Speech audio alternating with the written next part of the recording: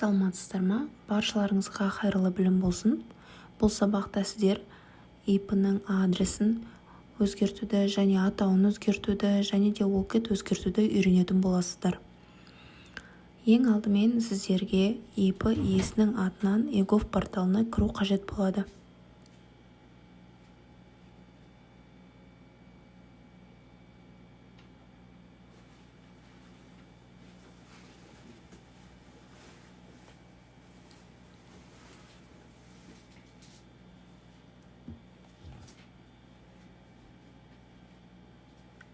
Көріп тұрғандарыңыздай IP иесінің атынан порталға кіріп алдық eGov порталына. Енді жаңадан окошко ашамыз. E-лицензия деп жазамыз.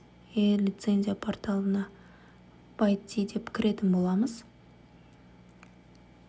Бұл жерде войти с помощью eGov соны басамыз. Көріп тұрғандарыңызда IP атына кіріп алдық.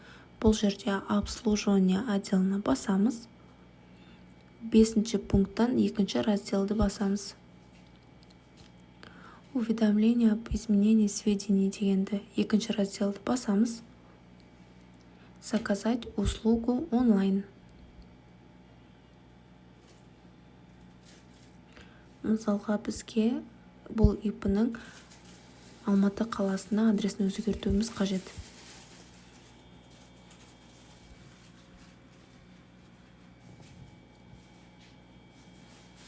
Алматы деп басамыз.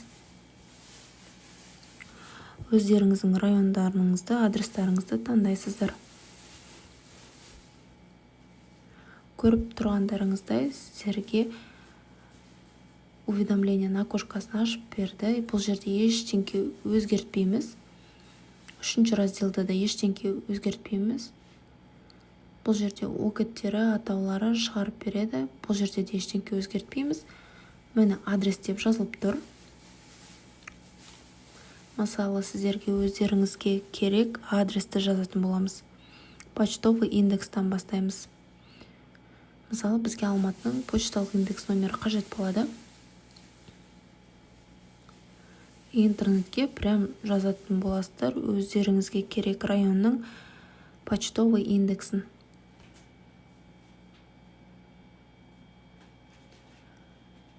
Бізге Алмалинский емес, бізге Алатауский районның индекс номері қажет.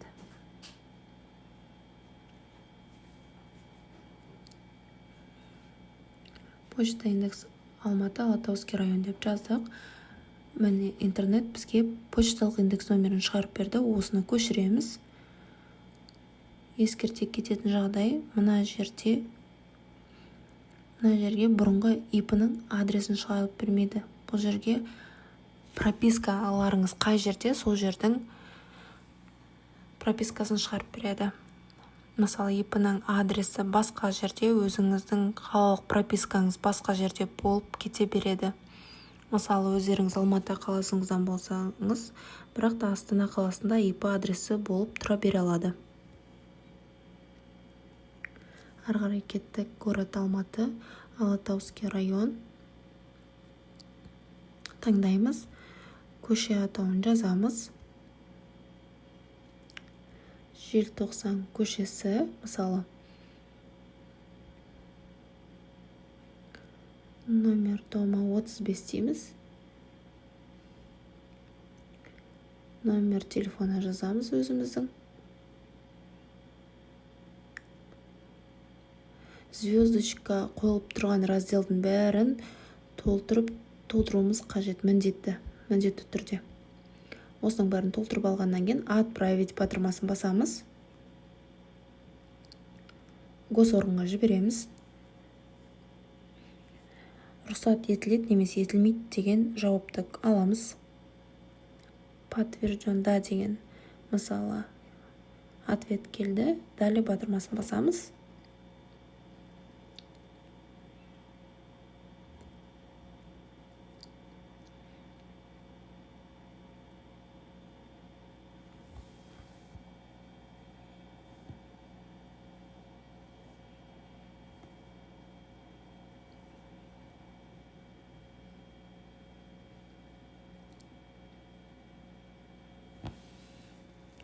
почта индекс, жаңағы почта индексті копировать етіп вставить етеміз.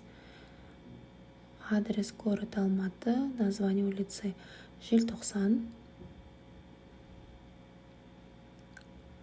номер дома 35, телефон номер.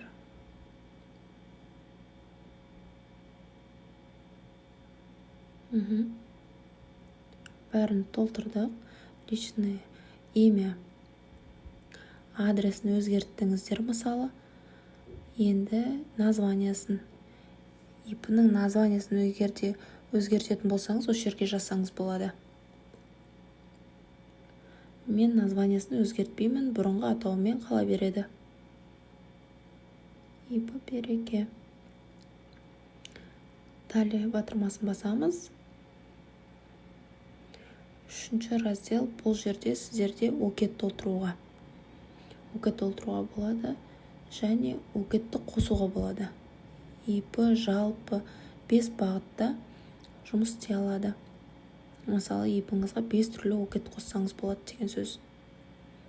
Мысалға, основной окет сізде перевозка болса, енді любой бағытта алатын болсақ. Мысалға, перевозка. Грузовой.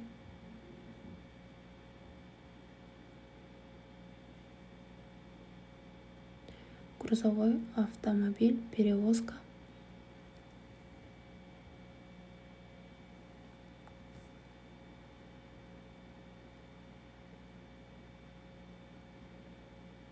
Окет.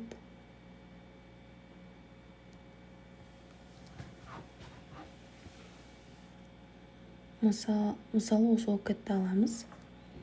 Данный код беріліп тұр. Любой окетті интернетке осылай жазсаңыздар, осылай шығарып береді.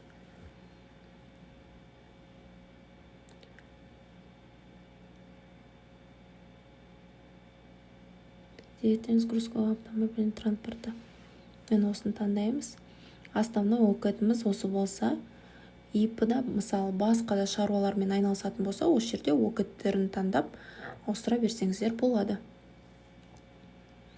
Мысалы, 960-90. 960-90 дегеніміз не, включая другие группировки деген қазір.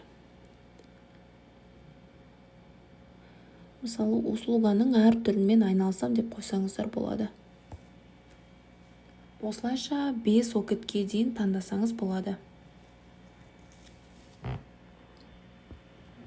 Мысалы, мына жерге сіздің ИП-ңыз, сіздің өзіңіздің фазендаңыз бар дейіңіз. Мысалы, жылқылармен айналысасыз. Бұл жерге, мысалы, интернетке жазсаңыз болады.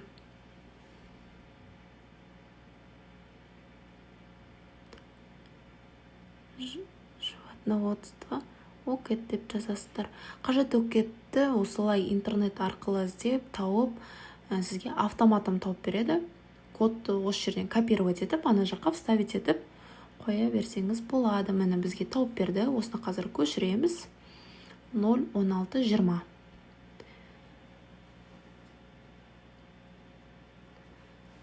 Кез келген жеке кәсіпкер 5 түрлі бағытта, мысалы, жұмыс істей алады деген сөз.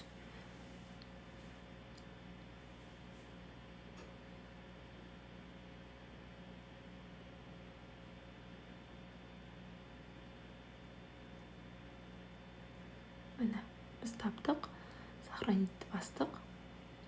3 окетті қосып қойдық. Осылай, тура осылай тағы да 2 окет қоссаңыздар болады. ИП 5 бағытта жұмыс істейді. Сол үшін өзіңіз қай бағытта жұмыс істейсіздер, сол бағытты таңдайсыздар. Дәл батырмасын басамыз.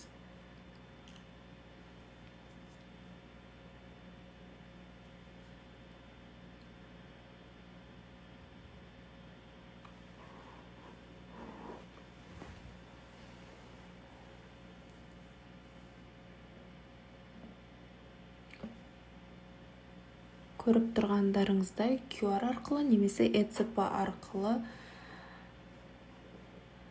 кірсеңіздер болады. Бұл жағдайда бізде ЭЦП, өзіміздің ЭЦП-мізді таңдаймыз, қолымызды қоямыз.